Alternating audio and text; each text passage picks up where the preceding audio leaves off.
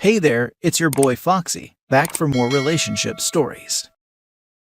Parents booted me out at 18 and left me homeless. 10 years later and they lost everything to 2020 bankruptcy, so they broke into my home to squat while I was away. Plus updates. Original post. I'm 30 male and my parents didn't really want kids. I was an only child and pretty much an accidental pregnancy from what relatives have told me, as my parents claimed that they were going to be child-free when they married. My childhood was initially good, but I think after I started growing out of the cute and adorable phase, my parents were less inclined to spend time with me. They both worked and had their own business that they started together. That business was their life, and I was always second fiddle to it. Any other close members of family like my grandparents lived states away, and I barely knew anything about them till I was an adult, so I had no other family around my entire childhood. I was practically raised by TV and my school teachers. My own birthdays by the time I became a teenager were often spent without my parents, as they'd just give me some money and tell me to go out and buy whatever I wanted.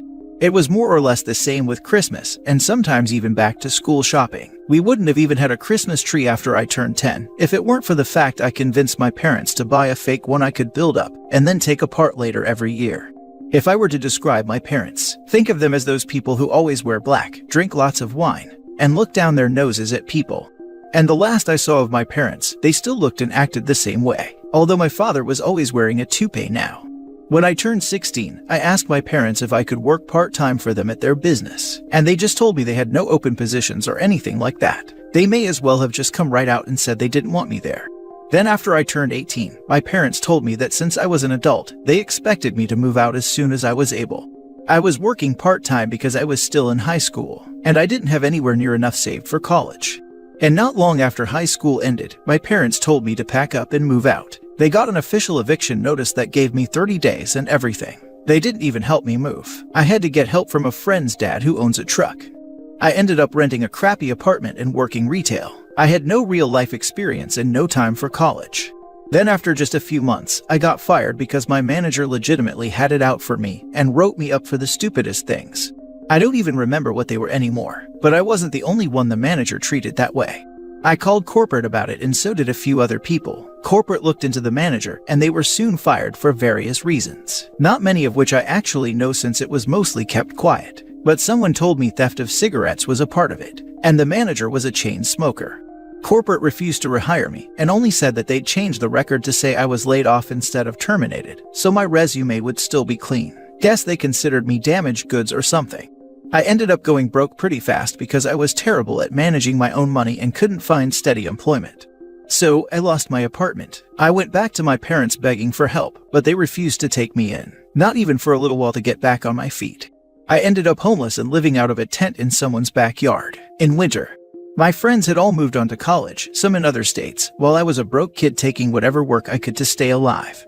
My salvation came when one of the neighbors of my parents found out I was living out of a tent and offered to take me in for a little while so I wouldn't freeze. She helped me badger my parents into telling me how to get in touch with the other members of my estranged family. My parents did not want to say. My guess is out of fear of being judged for throwing their son out the way they did. But they coughed up the info and gave me a list of contact details, and then told me not to bother them ever again.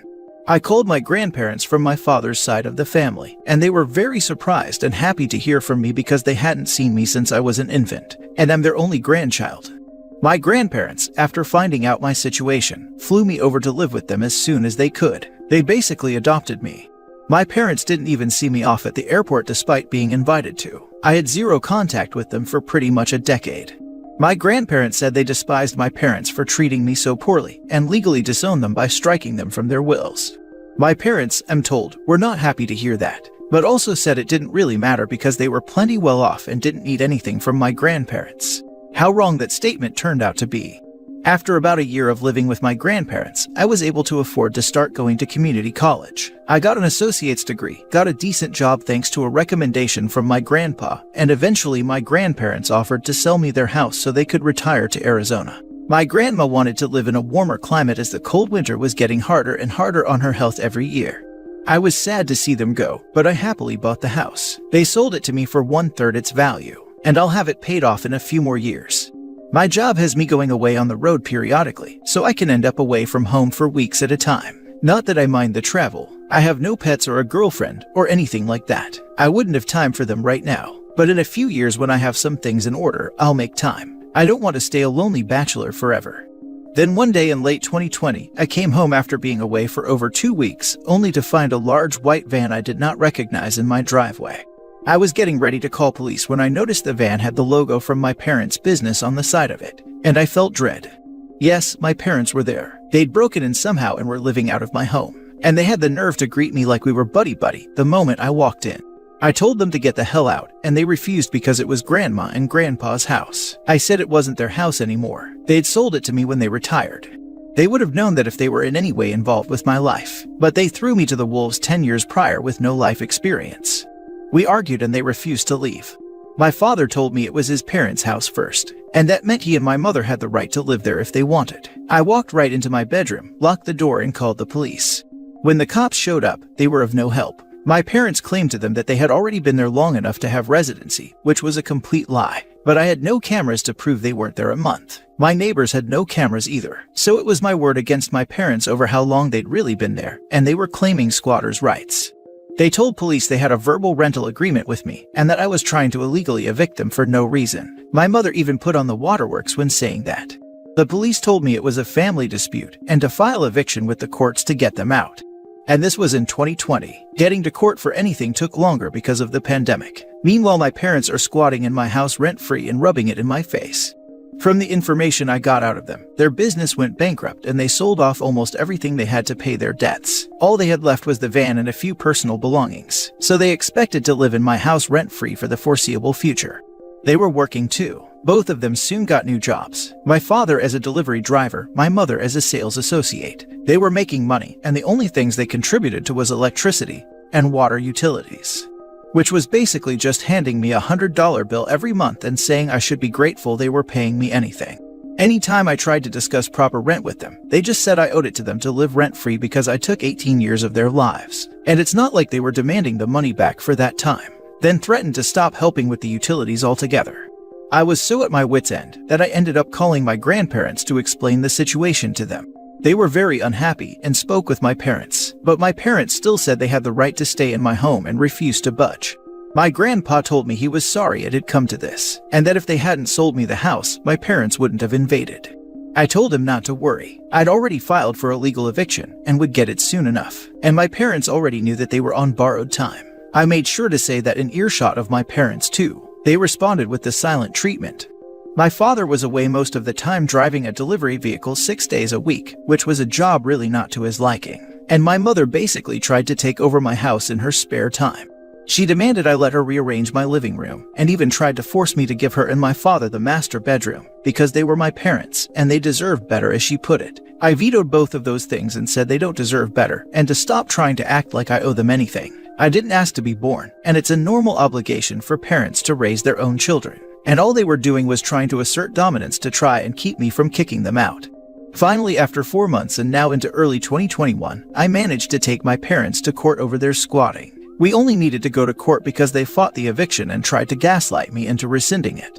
They tried to use the fact it was formerly my grandparents' house, and the fact that they were giving me $100 a month as some sort of leverage of residency. But there was no real rental agreement, and they were smart enough not to try and forge one, as that would have been fraud. So the judge ordered that they needed to be out in a maximum of 30 days because they have zero claim on my house. After court, they confronted me and said they were disappointed in me for kicking out my own flesh and blood. I couldn't help but laugh and called them hypocrites because that's exactly what they did to me without a care in the world for my well-being. They had no love for me, so I have no love for them. I owed them nothing. They just tried to act like everything that was mine is theirs. But they had no right to call themselves my parents because they've never really acted like it. I called them a pair of snobby lying narcissists to their faces and told them to get their affairs in order, because they already know I won't hesitate to call police if they don't leave my house when the 30 days are over. My father looked enraged, but my mother stopped him from saying or doing anything by grabbing his shoulder and shaking her head. He sneered at me and walked away. They left, but not without a lot of tension. That final month was spent with them either guilting me to try and make me change my mind or completely ignoring me. I put up a calendar in the living room and checked off each day before they had to leave with a red marker, and the exact day they were to be out was marked with a big red circle. I still remember that final day was March 2nd. My parents waited until the exact day they had to leave my home for good before they finally left. even when all their stuff was out of the house and they were sleeping on the floor in the guest room for a few days. Since they were so convinced they could make me let them stay, they didn't bother to try and look for an apartment until after the court eviction went through, and my mother spent weeks scrambling to find an apartment. They had to get a tiny and crappy studio apartment in the next city over because it was the only thing they could find on such short notice. A lot like what I had to do when I was 18. Quite ironic. I drove my mother over to see it once, and the apartment was terrible. The walls were baby barf green. The carpet looked like it was 20 years old. The only window just had a view of a brick wall outside. There was no dishwasher. The stove was the smallest one I'd ever seen, and the toilet looked like it really needed to be replaced. The walls also did little to stop noise from neighbors. There was already 2 people loudly fighting in the adjacent apartment while we were there. My mother went out of her way to try and give me sad looks while dropping hints that I should be feeling guilty that I was reducing them to live in such a place. But I just acted oblivious to it all until she finally stopped. They signed the lease right away and moved what little stuff they had into the apartment over the weekend. They also ended up demanding the queen-size bed, dresser, and flat-screen TV from my guest room. I told them to just take the damn things because I no longer wanted them in the house after they spent 5 months sleeping in that room. They looked at me like I was treating them as though they were diseased and demanded nothing more. The moment they had to leave for good, I started changing the locks on all exterior doors. All their stuff was at the apartment, and they'd spent their last night in my guest room. They watched me start ripping the old lock off the front door as they were getting into the van. They said nothing, I said nothing, but they just sat and watched me for a while until I had the new doorknob on. Then they finally left. I breathed a massive sigh of relief the second that van went down the road. I figured karma had finally come for them, and they could live under a rock for all I cared. But nope, my grandparents heard from them recently. They'd called them to brag that they had a new business similar to their old one in the same state as I'm living in now. And they are basically on track to be right back to where they used to be in life prior to the pandemic, which was making good money and looking down on others. I've already Googled their new business, and it seems like it's doing well. They have many positive reviews and everything. I'm pretty friggin' resentful, truth be told. They put me through being homeless, squatted for next to free at my house for months, then went right back to being the snobby wine-drinking business people they used to be. If karma is real, it's taking too damn long. Now for the top comments before reading the updates. Yo, what a story. If I were you, I would install security cameras and make sure to lock the DVR up in a secure place while there is still time. Also look at improving security on the doors so these cannot be breached easily. Good luck. I've got a doorbell camera now. That's something at least. The karma will hit when either or both of them get old and have no one to take care of them. You just live your life because they are clearly so evil that they'll get a kick out of your misery. Don't give them the pleasure. Oh, and despite what they say, they absolutely will try to mess with your inheritance once your grandparents pass on. Be prepared for that. My grandparents are prepared for that. They're going to give my father the minimum amount needed so he can't contest the will when they pass away. And they've joked about paying it all to him in dimes. My mother would get jack from the will as she only married into the family and isn't entitled to anything. My grandparents been covering their butts about it legally for the past year, and no one will really get anything until both my grandma and grandpa have passed away. Though that's not really something I care to think about because I hope my grandparents will still be around for a long time to come. I hope they're around for a long time as well. They seem like stand-up people. I'm curious as to what they think about their son turning out so badly. I have small children myself, and honestly, I'd be devastated beyond belief if one of them turned out this horribly, especially considering that they seem to be good people by your account, so it's not like your sperm donor had a bad example to model his behavior from. Well, according to my grandparents, they don't consider my father a son anymore. Advice for everyone: when you buy a house, doesn't matter who it's from, always change the lock. It doesn't matter if you bought it from a random corporation, your grandma, or your best friend who would never screw you over for any reason. Change the lock. You never know who the previous owners gave keys to. I'm guessing OP's parents had an old key, and that's how they got in. Now for the first update. I would like to thank everyone for all the constructive advice, and many of the points that are being made on selling the house I'm realizing have merit. I've asked my grandparents if it'd be a good idea if I move closer to them. They told me that if I want to sell the house, then to go right ahead. My parents will have no clue where I am if I move away, so I'm heavily considering it now. I'm gonna see if the company I work for can transfer me down south. I think I wouldn't mind the warmer climate anyway. I've hated winter since the time I had to live in a tent. I don't have many friends where I currently am, as I'm kind of a loner, so it wouldn't be too hard to start over somewhere farther away. I'm attached to this house, but it's not like I grew up in it, so I will consider moving. Yes, I understand the need for more cameras, and will be looking into that. As for those wondering how my parents broke in and fooled police, well, it's stupidly simple. My parents got in through a window I forgot to lock. They just pulled the screen off and opened it to get right in. Then they found my spare house keys I kept hanging on a hook near the kitchen and copied them. When claiming squatters' rights to police as well as saying we had a prior verbal agreement, my parents presented working house keys to the cops and lied their little butts off saying I had let them move in. My parents had also already filed for an address change with the DMV online before I'd even gotten home, and showed police a printout of that they'd made, and said that their new IDs with my address were soon to be in the mail. The cops just looked annoyed, told me it was a domestic issue, and to file to evict them like a normal person. I wish I'd gotten their badge numbers to report them. Small addition, yes, my parents had their mail redirected to my house, which is another thing they used to claim residency. The thing is that if they'd lived in my house for more than 30 days with permission, squatters' rights would make them tenants. They claimed they had my permission and used every dirty trick at their disposal to convince police they had the right to be there. There was no way for them to confirm or deny how long my parents had been living in the house, and it turned into a situation of everybody pointing fingers and police didn't know who to believe. That's why I had to go to court to evict them. I did refuse to give my parents the Wi-Fi password while they lived with me though, since they were not contributing to that utility. However, they just used their smartphones to run a mobile hotspot and got internet that way the whole time they were squatting in my house. Those of you saying that I should leave bad reviews or expose my parents' past, there really is no point. I'm gonna take the high road there and just forget about them. However, if they committed fraud to start that new business of theirs, then I'll get some popcorn when that comes back on them, because they'd inevitably call someone for help. For those who don't believe the 30-day thing with squatters, here's a direct USA law on the matter. In most areas, anyone who lives on your property for more than 30 days with permission can claim rights, as in the eyes of the law, they become your tenants. When this happens, you will usually need to carry out an eviction procedure. However, in the case where permission was never given and an unoccupied property is forcibly entered and lived in, there are still rules you must follow. My parents falsified permission and lied about how long they'd been in my house. That's why it took 5 months to get rid of them. Now you know. For the second update, 5 days later. Well, I decided to make some inquiries and spent a couple of days asking around the family about how my parents got their new business off the ground. It's pretty unusual that they were able to come back from bankruptcy and get a new business started in under 2 years. No, it's not an MLM for those who thought so. Even my parents wouldn't resort to doing that crap. They undoubtedly think MLMs are beneath them. My parents' new business is comparatively smaller than their previous one too. I'd say about half the size. Before, they had at least 2 employees. Now it's just the 2 of them.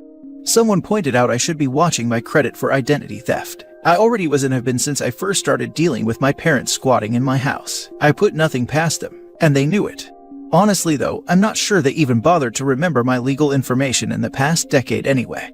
Heck, I'm not sure they bothered to even remember how to spell my first name. But I did lock down my credit, and there has been no unusual activity on it at all. So, my parents didn't try to steal their company funds from me at least. My paternal grandparents, or my good grandparents one would say, are the ones who actually give a damn about me, and they have no idea where my parents got their money to open up shop again. My parents have called them numerous times since they disinherited my father, and they have been refusing to take their calls since they called to brag about their new success a while ago. It's clear my parents had no help from my father's side of the family. So then what about my mother's? Well, I still had that old list of contacts my parents gave me filed away. And on that list was the landline number for my maternal grandmother. I did try calling my maternal grandmother back when I was homeless. She did not give a damn. I've never met them in person, but my maternal grandparents are a lot like my parents. Guess my father truly found his soulmate with my mother. As a previous commenter pointed out, they were made for each other. I managed to get in touch with my maternal grandmother once again. And not only was she long divorced from her husband, my maternal grandfather is no longer alive. That was news to me, but he passed away 7 months ago, and he left my mother a sizable inheritance. So yeah, that's where they got the money to open up shop again. My maternal grandmother sounded so proud of them too. She had little interest in speaking of much else, and it's likely why my parents called my grandparents to brag about how they are so successful again. They wanted to rub salt in the wound since my good grandparents cut them off. I really don't care though, and neither do my good grandparents. Everyone on my paternal side of the family all say my parents can go kick rocks. They want nothing to do with them. I'm not the only one my parents have jaded. My mother's side of the family are full of divorcees and drunken loners who all hate each other and just pretend to act civil. My father's side are what I'd call just very normal and nice people. My father though burned bridges time and time again. When I was born, my grandparents wanted to be in my life, but for some reason, my parents kept me from them. Why they did this I'm not entirely sure, but I think it's because they didn't want to be judged on their own parenting. I'd have been happier if they'd sent me to boarding school or to live with my grandparents, but I guess narcissists aren't truly happy if they don't have someone else to put down. I can only imagine the stuff they said about me behind my back my entire life. Either way, it seems my parents did nothing illegal to open up a new business. Nothing that can be reported to something like the IRS anyway. No law against using funds from inheritance as seed money to self-employment. My mother, like me, was an only child, so she got everything when her father died, including his house and land. That's where my parents are living now. I've seen a photo my maternal grandmother sent me. Not the nicest house, but not bad. Comparable to my own, I'd say. But it means my parents have a place to live scot-free now, and likely won't need to bother me again. I want to sell my house and move, but it turns out the company that I'm in the employ of has no branch in Arizona. So, it's either I quit and look for new employment in Arizona after selling my house, or I just stay where I am and hope my parents leave me alone. I'm looking into job searching, because I really don't want my parents to ever find me again. I won't move if it's not feasible, but I'd prefer to be able to. It would be moot to bother getting more cameras for the house if I want to sell it as soon as possible. But if I end up stuck here because of not being able to find another job in Arizona in the coming months, then I might as well get cameras installed inside and out. I've gotten a lot of good advice on the kinds of cameras to get and where to put them. I kind of doubt the same situation will ever repeat, but I just don't want my parents to ever try to seek me out again for any reason. If they need help when they're old, I'm not gonna care. They'll get what they gave, nothing. They're dead to me for the rest of my life, and the rest of my father's side of the family say the same. If I ever become a parent or step-parent, I'll make damn sure I never become like my parents. No child deserves that. Those people don't even deserve to be called parents. All the best to OP. People like them shouldn't even be parents. This should have a spoiler tag that it's infuriating. I am absolutely enraged. Yes, it just kept getting worse and worse. The need for revenge is serious law. They did get cut off and disinherited from dad's side, and mom's side don't seem like nice people, so there's revenge in that. Just because they have money again, doesn't necessarily mean they are successful nor happy. Man, I really hate parents like that. Also, side note, and not to be offensive, but if they really didn't want to have children, why not terminate or give OP up for adoption? What's the point in have someone you don't want around? I think he said it in there closer to the bottom. It's so they had someone to look down on and take power from. People like that enjoy that crap. This person is doing amazingly well for how hard it seems his life was.